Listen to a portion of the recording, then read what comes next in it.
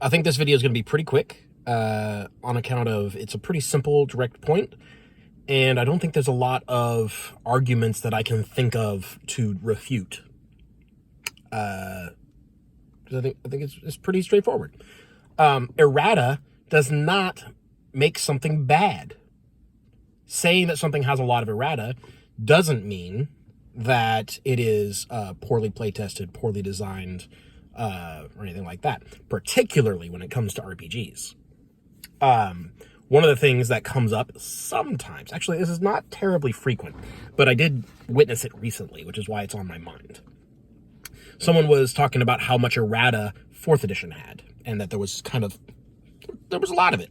A lot of individual powers got tweaked, nerfed, particularly combo powers. Like if two different powers work together to create either an infinite combo or just like way above curve effectiveness. The most prominent example that I can think of was the combination between Warlord Strike and Blade Cascade. I think it's called Blade Cascade, where the Warlord Strike comes in and is like, I'm going to add my, I think it's intelligence to all of my allies' attacks against this target for one turn, or for the rest of the encounter, or whatever it was. I think it actually was for the rest of the encounters, but it got nerfed to one turn. Because that just by itself is too much. Your intelligence modifier could be upwards of like +8, +9, even +10 at a stretch if you're playing certain specs of Warlord. And that's just a crazy amount to add to attack rolls, so it got limited to one turn.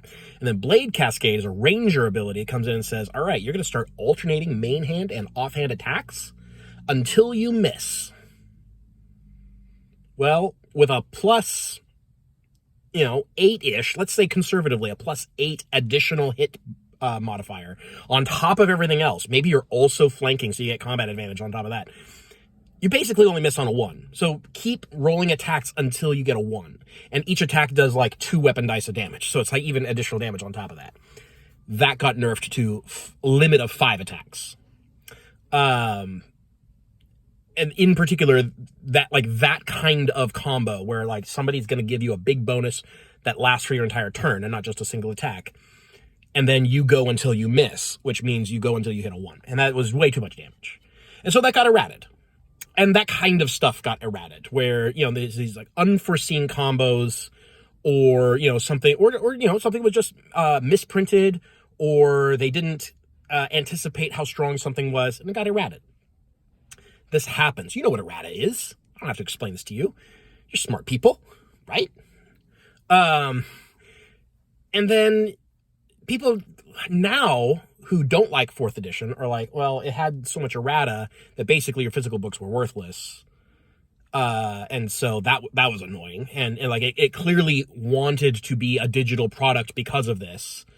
And like, here's my deal. Here's my deal. My deal after the sip. You don't have to care about errata. If you compare something like 4th edition, which got a lot of errata because the designers cared about making their game more fair and more balanced, and you look at something like 5th edition, which has had so little errata that until like 6 months ago, I didn't even realize there was errata. Like, that's how like low key it is and how little it receives, which doesn't mean that it was any better written, any better playtested, any better balanced, because like it for sure is not. It just means that the designers don't care to fix their mistakes, and largely the community doesn't care to have those mistakes fixed. There's stuff in the player's handbook that shouldn't exist in the game. I'm looking at Simulacrum. I've had a lot of discussions recently about Simulacrum and what a dumb spell it is. It shouldn't exist as written. Like it needs to be fully redesigned from the ground up. So that kind of stuff, like if it was 4th edition, that would have been errated. That would have been errated within a month of release because it's such a ridiculous spell. That kind of stuff. So the fact that 5th edition doesn't receive errata is not a sign that it is better written. It's just a sign that designers don't really care about balance.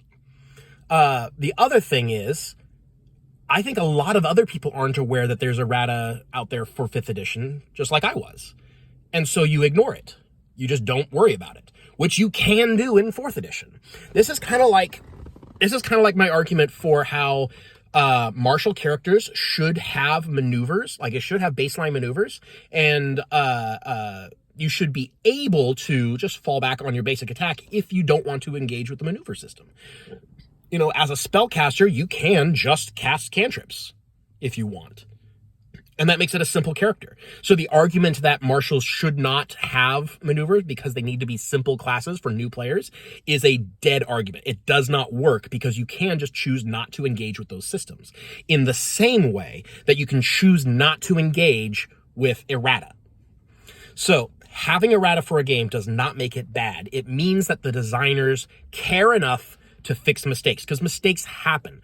We're all human. The designers are, somebody once told me that the game designers are not any smarter than you are. They just get paid for it. Like, if you, where was I going with this? Like in the last 15 seconds, I've fully forgotten where my train was going. Let me take a sip while I cover up the delay. So the designers aren't any smarter than you are. They're going to make mistakes. Just like if you were writing content, yeah, I found it. If you were writing content for the game, you would make mistakes too. Wording mistakes, you would miss interactions, you would, not anticipate how this interacts with certain other aspects of the game. It's going to happen. The designers do this too. Wizards of the Coast writers are writing under harsh deadlines. They clearly don't have time to playtest this stuff. Like, there's stuff that they're putting out that is, it's just like obviously not rigorously tested. They're kind of like throwing content out there to see what sticks, which is kind of how they've always done things. But point being, a design team that cares about their game and cares about how functional it is as a game is going to fix those mistakes. They're going to put out a document that says, hey, here, this game content is problematic for these reasons. Here's how we would fix it. Or here's what we intended to print. Like, it's not working the way that we wanted it to. Here's what we intended. And here's how it should be written in order to function that way. This kind of errata is a godsend to people who care about it, and people who don't care about it can just fully ignore it. And so it is a non-issue. So the next time someone complains about how much errata 4th edition got, keep this in mind, because it's a non-issue. If you care about the game being as functional as possible, you want more errata. If you don't care about the game being as functional as possible and you hate errata, don't worry about it. In a casual game, in a low optimization game where you aren't looking for these combos, it's a non-issue. Is Warlord Strike going to be kind of busted if it lasts for the entire encounter instead of one round? I mean, yeah, but it's a daily ability. You get that once per day. Whatever. It's going to be big and bombastic. Other daily abilities are also kind of crazy. Is Blade Cascade going to be bonkers if you aren't comboing it with someone giving a big bonus to hit? No. Because, your average hit chance is 60-ish, 60 to 70% probably. So you're going to get an average of maybe 3 or 4 attacks, and then you're going to miss, and it's going to be fine. And that's what the power is intended to do. So in a standard group, these are fine. They don't need the errata. The errata is there for people who are playing with high optimization. They are there to prevent potential problems amongst people who are looking for combos. They're not there for everyone, and you don't have to engage with them. So those are my points. Errata is not bad. More errata in a game is not a sign of worse design. It is also not a sign that the game is meant to be played with digital assistance. Because if you look at a game like, man, I can't believe I'm using these as an example. If you look at a game like Warhammer 40K or any of the Games Workshop games, they get tons of errata. Pages and pages and pages of it. To the point that the physical books actually are kind of useless because so much stuff has been changed. But it is necessary to address a continually evolving metagame. and the environment in which new content is printed, like, sometimes needs to change the environment to fit it, or it needs to change to fit the environment. The more content that gets printed for a game, the harder it is to balance, and the more you need to go back and review older designs. This is just always going to be the case. That zip, though. So, I am very pro errata. I think it's a good idea. In a perfect world, there would be no errata because you get it right the first time. But we don't live in a perfect world, and we never will. So, I'd rather have the errata than not.